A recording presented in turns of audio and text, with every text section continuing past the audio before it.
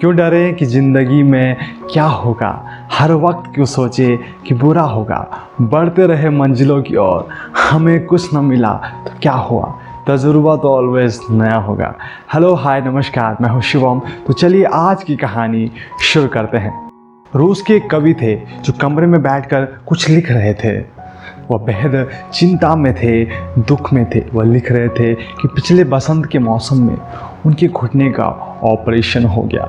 जब वह ऑपरेशन करवा के घर कुछ दिन आराम कर रहे थे तभी पता चला कि दूर शहर में छोटे भाई के साथ रहने वाली उनकी माँ की अचानक मौत हो गई। पिछले साल उसकी दूसरी बीवी उसे शादी से 5 साल बाद तलाक देकर पीटर्सबर्ग के किसी लोहे के व्यापारी के साथ शादी करके भाग गई। मेरी नौकरी को अभी 3 साल बचे थे, लेकिन मेरी कंपनी ने मंदी के कारण हजारों की छटनी कर दी, जिसमें मुझे अपनी नौकरी से हाथ धोना पड़ा। मेरी इकलौती बेटी का कार एक्सीडेंट हो गया, जिसमें वह बस तो गई लेकिन कॉलेज के आखिरी सेमेस्टर की परीक्षा नहीं दे पाई। कवि ने नीली स्याही में बड़े बड़े अक्षरों में लिखा था, पिछला साल शैतान का साल था, वह बहुत बुरा गुजरा। तभी कवि की बेटी उस कमरे में आ जाती है। उसने देखा कि पापा काफ़ी परेशान लग रहे हैं, काफ़ी दुखी लग रहे हैं, और बिना कुछ बोले कवि की लिखी बातों को कुर्सी के पीछे से पढ़ लेती है। कवि कुछ देर के लिए डाक खाने की ओर निकल जाते हैं। वापस आकर वह क्या देखते हैं कि मेज पर एक और कागज़ रखा हुआ है, जिसपे उनकी बेटी ने लिखा था, ईश्वर की बड़ी कृपा हुई कि मेरे घुटने का दर्द जाता रहा। अगर मैं समय पे ऑपरेशन नहीं करवाता तो यह दर्द और बढ़ता जाता।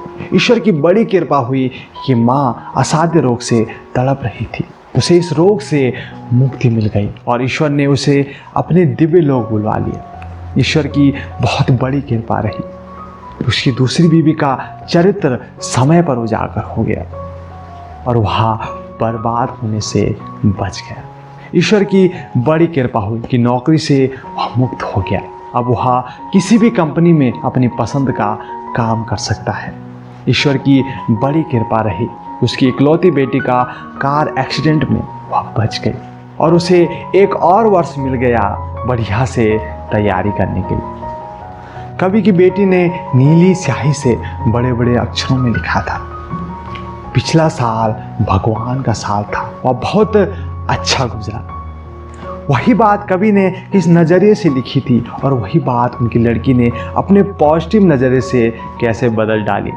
दोस्तों, दुनिया को खुली आंखों से देखने के लिए हर इंसान का अपना एक नज़रिया होता है।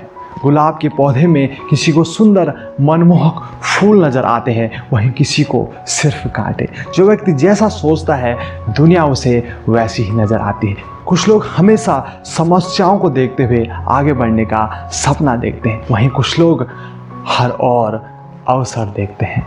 हर सिचुएशन का एक डार्क साइड और एक ब्राइट साइड होता है, इसलिए फोकस हमेशा ब्राइट साइड पर करें। दोस्तों, आपको कहानी कैसी लगी कमेंट बॉक्स के माध्यम से हमें ज़रूर बताएं और कहानी को दोस्तों के साथ शेयर करना बिल्कुल न भूलें, ताकि आप हमसे ऐसे ही कनेक्टेड रहें। Thank you for watching.